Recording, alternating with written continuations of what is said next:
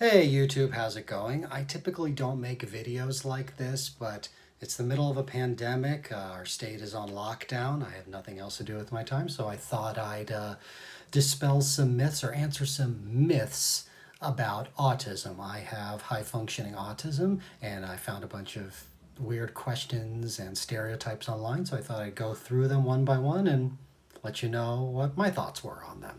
So let's start out with number one. People with autism are all savants. They can be, but I would say most of them are pretty normal. Like the only thing that I can do, which is savant ish, is I have an autobiographical memory. So I can actually remember being 18 months old. And anybody can say, Paul, what were you doing, March of 1995, if they give it during my lifetime, and I can tell them where I was and what I was doing, somewhat savantish, but it's not like you can throw a bunch of matchsticks on the floor and I can say, oh, there's 214. I can't do that. Let's see what else. Autistic people either need intensive support to live. Forgive me, I have dyslexia, so reading is a bit of a challenge. Do we need support to live? It depends on the level. I'm actually pretty mild when it comes to severity, so I've actually been living on my own for quite some time.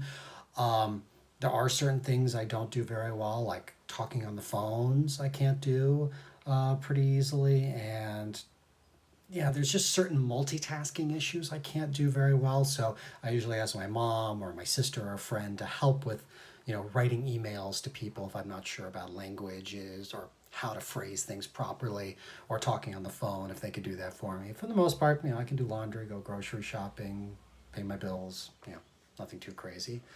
People with autism don't want friends. Not true at all. People with autism want friends. I've always wanted friends, but it's difficult for me in that small talk that people naturally do. Oh, how are you doing? Oh, so what's happening with you? This It's hard to do that very easily. It doesn't come naturally. So that's the kind of little information which builds a relationship. So that kind of stuff is hard. So I've only had like one or two really close friends, like at a time. I have lots of acquaintances, but yeah, no, we all want friends. It can be very challenging for us to build those relationships. Autistic people are great at math. Some of them are. I've only encountered a couple people with autism like me, and none of them have any special math skills at all. I have a calculator watch and I use it quite frequently, so I'm not that great at math.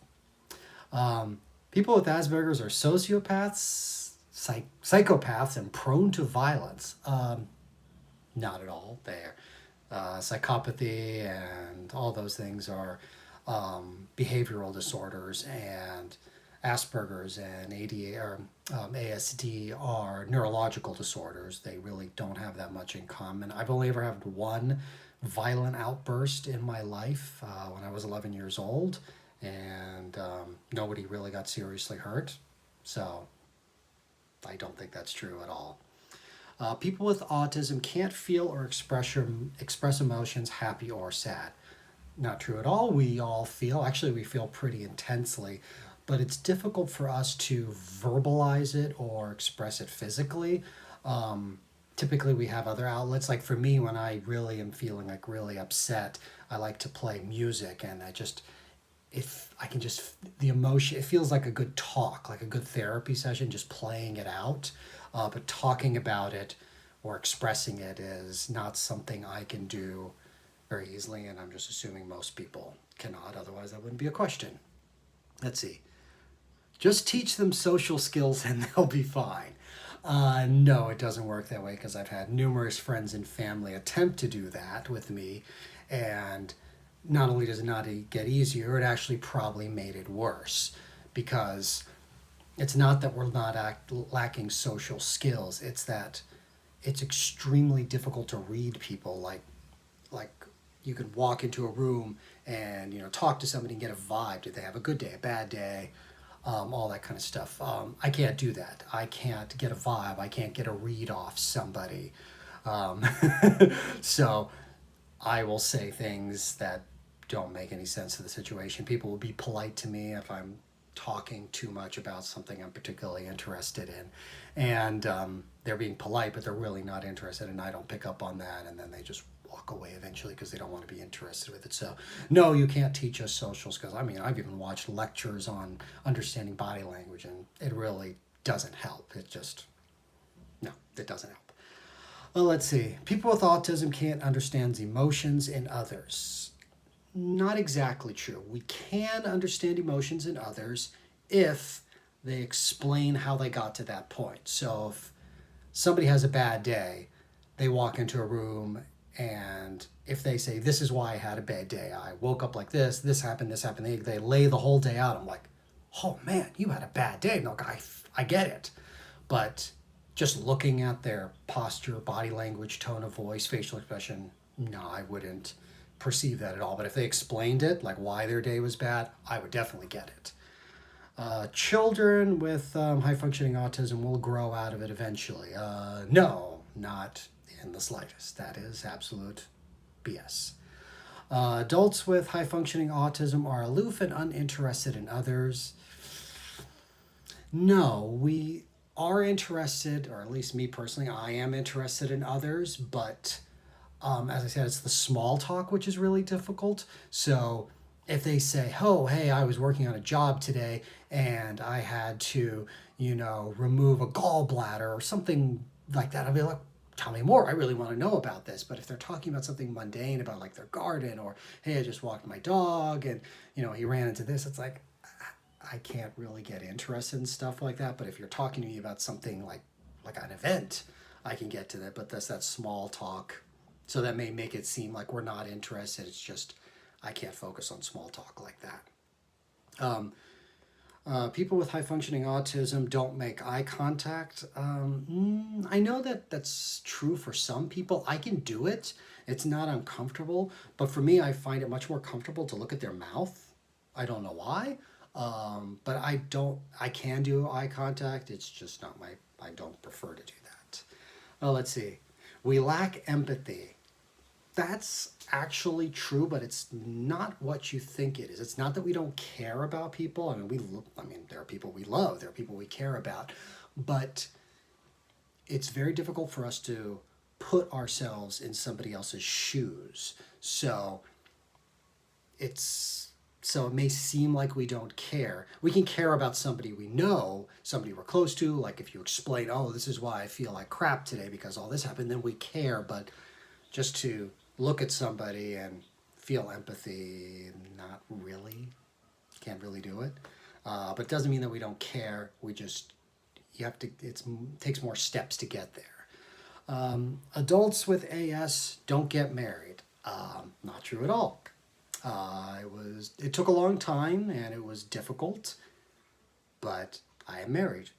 So, and she totally knew about this is not something she found out about later. She knew about my syndrome long before we got married, so not a problem. Adults with AS have social phobias? No, not really. I actually like being around people. I can only just do it for a short amount of time, like an hour or two, and then I am just over it. I don't know how best to describe it. Just I get too tired to be around them. Even if it's people I like, I just don't want to be around people after a while. But I don't avoid it. I just can't do it for very long.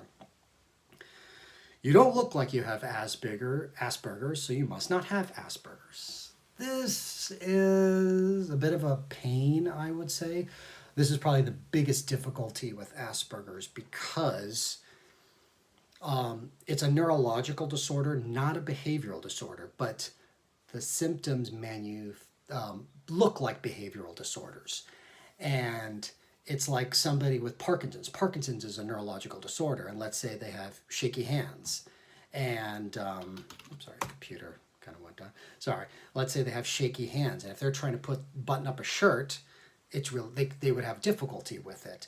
It's the same with us, I'm not explaining this well. Here's a good way to start. So our symptoms are not behaviors. But they look like behaviors. And for most neurotypicals, if you have a behavior that you don't like about yourself, people say, oh, stop doing that.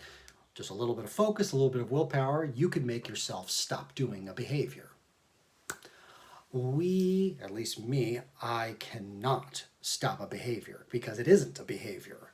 So that's the problem, is we don't have the shaky hands or a physical, manifestation of our neurological disorder like somebody with Parkinson's or whatever. And so it looks like we have behavioral issues, and just like, dude, stop acting like that. And we can't stop acting like the way we act any more than someone with Parkinson's can stop shaking their hands and button up their shirt. So yeah, that's pretty much it. If you have any more questions, leave it in the comments. Let me know what you think. As I said, this is my first YouTube video doing anything like this. Let me know what you think.